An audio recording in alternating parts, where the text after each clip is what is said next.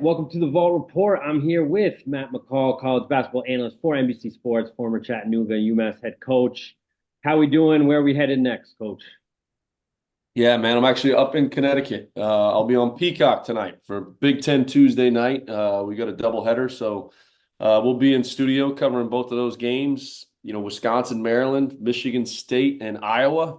So two pretty good games. Tom Izzo chasing his 26th straight NCAA tournament berth, which is absolutely remarkable. So yeah, man, doing good. Be back in the studio on Saturday for an A10 doubleheader, and then I get to head to lovely Tom Gola Arena on Sunday. I got the Rhode Island Rams versus the Explorers. I thought when my career at UMass was over, I'd never have to go back to Tom Gola again. But I get to go on Sunday. So looking forward to seeing Coach Dump. Well, it's a classic. It's a charm, right? And think about the No question. I A10. heard they're redoing it, though. Is that right? Are they putting some upgrades in there? That's what I've heard. That's what I've heard. So Yeah, it'll be a good thing, but also well, it'll then become something you reminisce about. You no longer dislike. that's Definitely. exactly right. But obviously want to having you on talk about A10. I want to start with I think a surprise many people would say. I know you recently called a Richmond game. I feel like outside the A10, not really on the radar of the rest of the nation. Specifically, just you look at Jordan King, the job Chris Mooney's done. Just what has impressed you most about again two people I think aren't discussed as much nationally as they should. Yeah, I mean, I think one, let's start with Chris Mooney. Okay, we're talking about a guy that's third all time in Atlantic 10 wins in conference history. Okay, so let's start there. I think he's had an unbelievable ability to evolve to the times of college basketball and not complain, not say, I can't believe this is our game now, not, make excuses, just evolve. I mean, he's a guy that never really dipped into the transfer portal much. He would always take high school players in development and you develop them, and you knew every 2 to 3 years Richmond was going to be really, really good. Grant Golden, Gilliard, all those guys. You knew that when they were freshmen, they may have some bumps in the road, but by the time that they were juniors, seniors, fifth year seniors, they're going to be at the cream of the crop of the Atlantic 10. And here, he's now evolved to the times of college basketball to be able to stay older, have an experienced roster, dipped into the transfer portal. And that's a credit to him, because as so many coaches out there are complaining about NIL and transfer portal, he's like, look, it is what it is. We better adapt, and that's exactly what he's doing. I mean, Jordan King, you could, make a case that he's, putting up numbers like one of the best transfers in the country. Jai Bailey, the length, the athleticism, the ability to be in passing lanes. They're always going to be good defensively. He's having an outstanding year, shooting over 60% from the field. And then when you're running your offense through a 7-foot center who leads your team in assists, that's a hard team to prepare for. You know how good they are defensively, but offensively, you got to guard the Princeton. But again, I talk about Chris Mooney evolving. They don't just stay in the Princeton. He puts Jordan King in ball screens. They've kind of abandoned the Princeton at times this year, which benefits their team and their roster. Oh, absolutely. And in terms of evolving, you look at the opposite end of the spectrum, you see Chris Mooney, I think, right? I mean, he's currently the all-time A10 leader of current coaches in wins. You look at Loyola Chicago, a new team, Yeah. Drew Valentine was very honest. I had talked to him several times after, year one about he had to, kind of change, whether it be recruiting, getting used to the A10, the turnaround. He brought in the right pieces, with the brand and now, and obviously you're seeing the winning that they have. What can they do for the A10? And again, just talk about their impact this year and Drew Valentine's changes from year one. Yeah, I mean, I don't get a vote, but if I was voting, he's Atlantic 10 Coach of the Year. To go from, last place last season to now putting themselves in a position to compete for an Atlantic 10 championship, and definitely that double bye in the A10 tournament, which crazy is we're less than a month away from being in Brooklyn, is truly remarkable. Again, a guy that didn't make a ton of excuses for last year, just kind of got to work and, kept some pieces, added some pieces, and put this team in an unbelievable position. I mean, you have to give Drew Valentine a lot of credit for where this program is. When you're a young coach and you find success early in your coaching career, and you haven't been through much adversity, and take it from a guy that early on in my collegiate coaching career, we had a lot of success. Win 29 games, go to the NCAA tournament, and you're like, man, this is easy. Well, no, it's not. And you've got to go through some things to figure out who you are as a coach. You've got to be humbled and you've got to grow. And that's exactly what Drew Valentine did. He went through some stuff last year. He went to the NCAA tournament early on his coaching career. Now all of a sudden he's got to deal with a conference change and a different level of play, and he's got to grow and evolve. And give him a lot of credit because that's exactly what he did. And he's put this program in a great spot. Absolutely. And speaking of coaches, the two new coaches this year, you have Coach Odom obviously coming in for VCU, Tony Skinn at George Mason. I feel like especially with VCU, I'll start with that. I think it's easy to think, VCU is just that engine that goes. They've had four different coaches, but they've won the most, I believe, A10 games since they've joined. But you can take those things for granted. Just his ability, especially, there was a little bit early on, obviously with transfer eligibility, some injuries, but just they've got the ball rolling. What he's done and what you like most about VCU, one of the hottest teams in the country. Yeah, and he was I don't want to say catching some flack, but early on in the season, everyone's like, "Oh man, what happened to VCU?" Nothing happened to VCU. Ed McLaughlin is a basketball guy as the athletic director. He knew exactly what he wanted when Mike Rhodes decided to leave, and he hired the right guy. The only difference is that he didn't hire someone that had worked for Shaka Smart. That's the biggest difference. And the pressing in the passing lanes, havoc, mayhem, whatever you want to call it, whatever defense. And Rhodes, pressed and did those types of things as well. Coach Odom brings a different flavor. Now, he's adapted some of those concepts as his roster has gotten healthy, but that's the biggest thing. They've gotten healthy. They've gotten eligible, and they are clicking at the right time. And that's a dangerous team. That's a team when they're fully healthy and they've got all their pieces out there on the floor. If they're fortunate enough to get to the NCAA tournament, there's a lot of teams that don't want to see that team across the country because they could win a game. And, credit Coach Odom for just sticking to it, understanding, hey, look, we're not healthy. Bairstow's been out basically since a scrimmage, and he's a game changer. When you have guys out there at 6'4", 6'5", and you can put them in pick and rolls and ball screens, and they can see over the top of defenses and make the right play, it's impressive to watch. Zeb Jackson missed some games. We know how athletic and how much he impacts the game. So there were some plays last weekend where I thought Lawal was in like video game mode. He was jumping up so high, right? Against, I think that was a Friday night game against St. Louis. So they're clicking at the right time. And that is a team that other teams around the country do not want to see in the NCAA tournament because they can win some games. Oh, definitely. Yeah, it's a beautiful brand of basketball they're playing now. I mean, especially even that St. Louis. I know St. Louis is down here, but they like as you said, they are clicking. And switching a little bit gears. I mentioned Tony Skinn.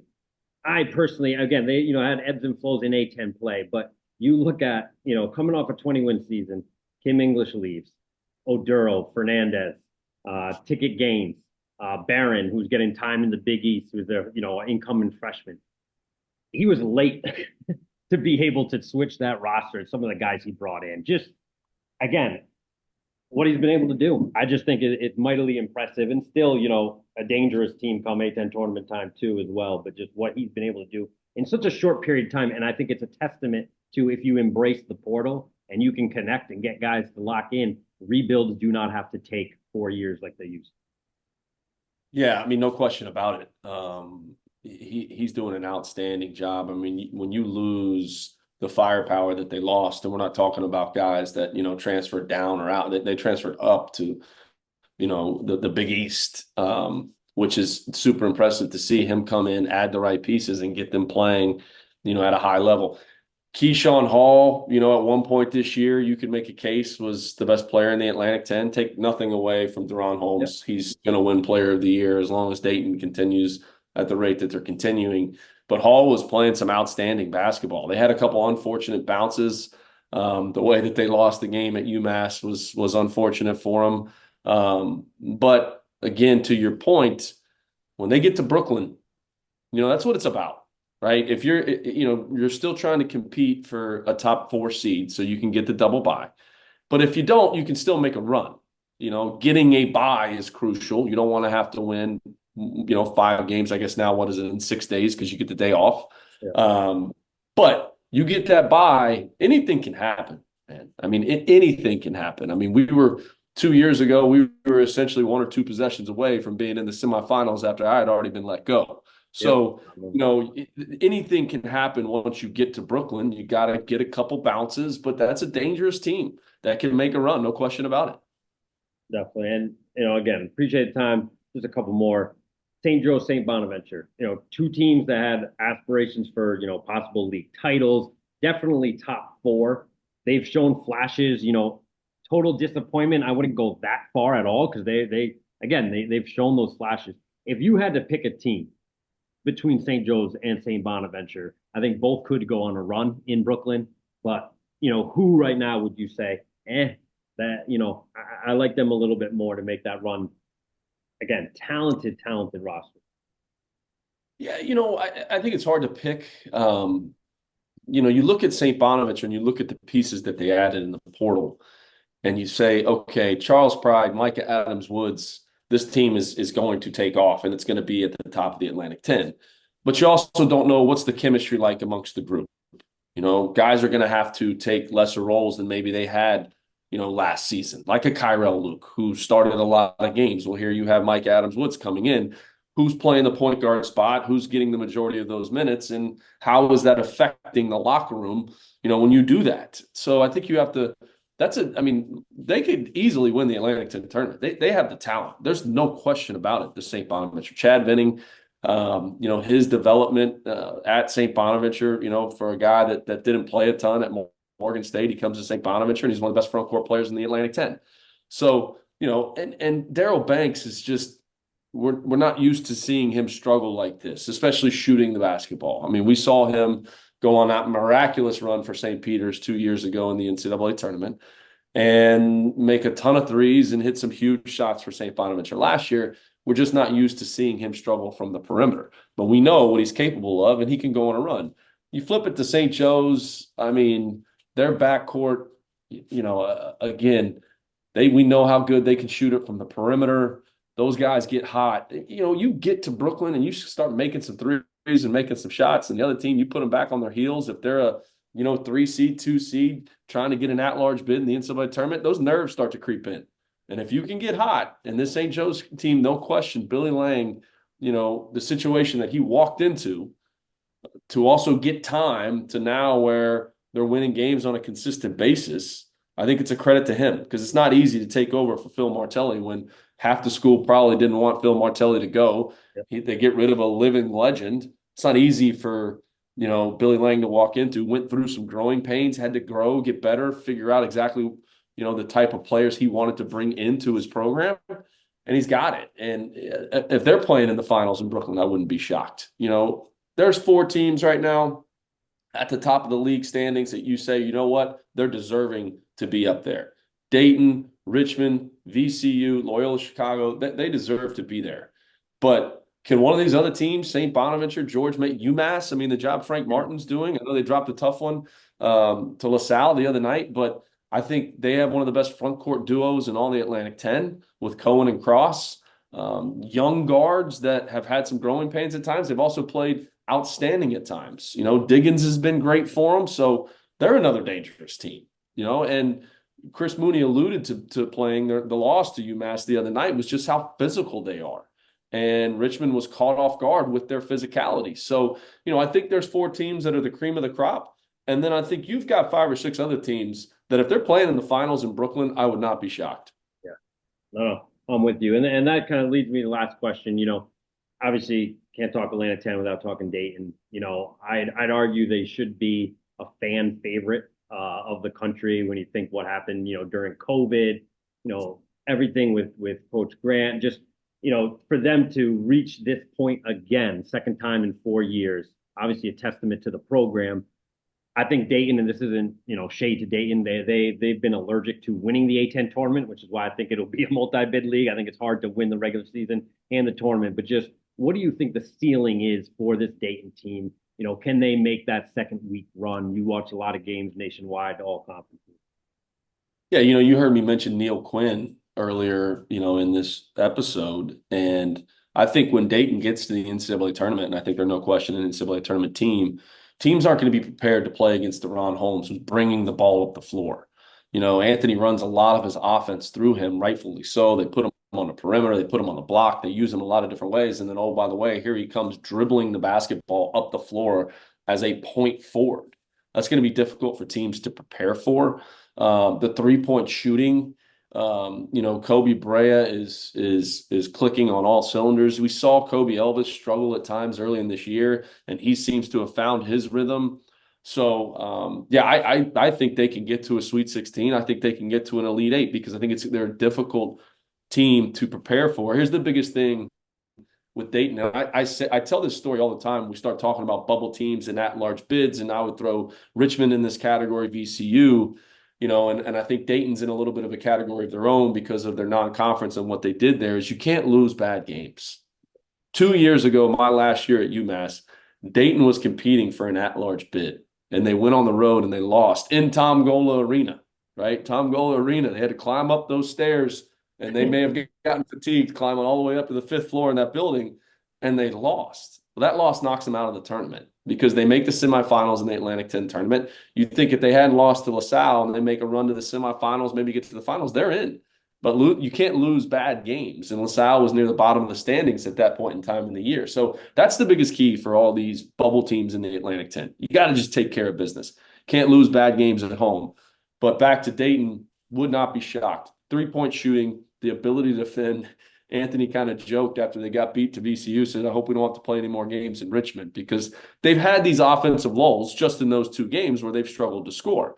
But when you have to prepare for Deron Holmes in a variety of different ways, are you going to double team him? Well, if you double team him, he's going to kick it out and you're going to give up threes, and they're one of the best 3-point shooting teams in the country.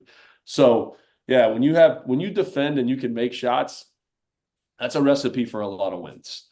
And would not be shocked to see the Flyers, which I know Flyer fans would be excited to see them in the second weekend. It's been since 2014 when they lost to the Florida Gators that I was a part of in the Elite Eight in Memphis under Archie Miller. So yeah, would not be shocked to see them, make a run come the NCAA tournament.